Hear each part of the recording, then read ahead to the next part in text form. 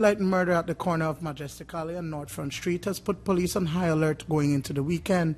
Around 10:30 a.m., 30-year-old Tulio Caceres, who also goes by the name Pinello, was gunned down as he socialized at the park across from City Hall. His lifeless body laid on the cement pavement for an hour as police processed the scene of the latest homicide in the old capital. Family and friends, as well as onlookers, stood in shock. Investigations from police revealed that the deceased person is one Tulio Caceres, a 30-year-old building inspector of a Taylor's Alley address. Information so far is that about 10:29 a.m., the deceased was in the park immediately in that same corner. There is a picnic table there. He was socializing there with some people when a lone gunman came from the direction of the north side, came into the park. About 10 feet from the deceased, he fired about 3 shots at him. The person ran out of the park towards the area of Pings Alley.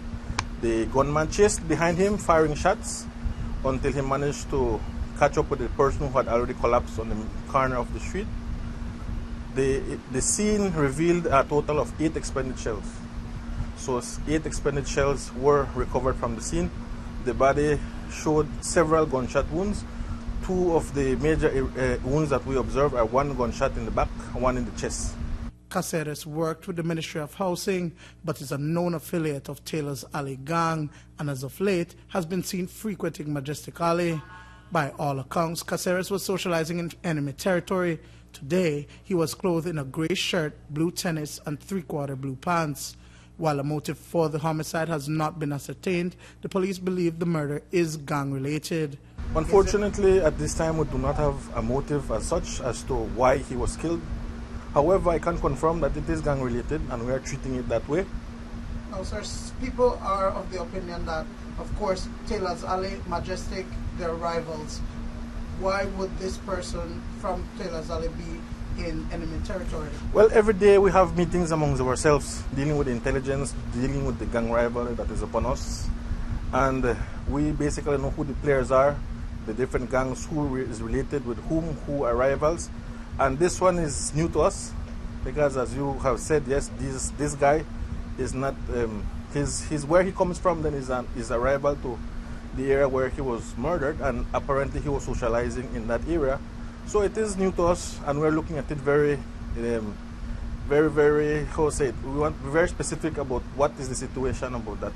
Back in April of 2012, Caceres, along with several other persons, including now deceased Taylor's Alley gang leader Arthur Young, were victims of extensive use of force by the gang suppression unit of the police department.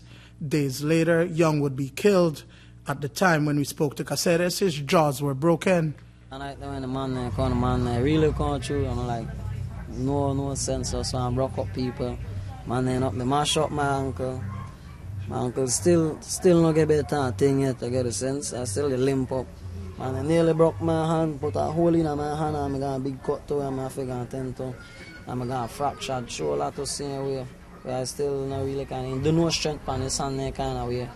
Then my jaw, I'm in the main part though.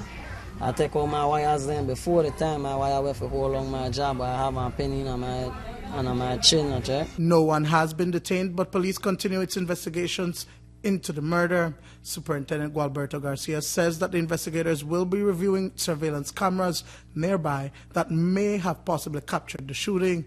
They are also asking the support from the public. This is out there.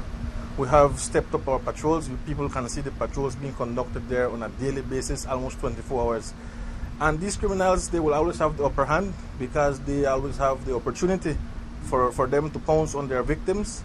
And that is what happened this morning. Unfortunately, this person was, I believe, at the wrong place, at the wrong time.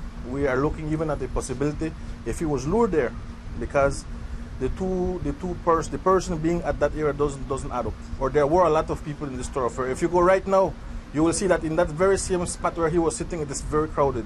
And I believe that at the time of the shooting, it was no different. Unfortunately, the routine scenario, the people didn't see, didn't hear anything. So I'm asking you for you to help us to deal with this problem. Anyone with information is asked to contact the nearest police station or contact Crime Stoppers Belize at 0800-922-TIPS. Dwayne Moody for News 5.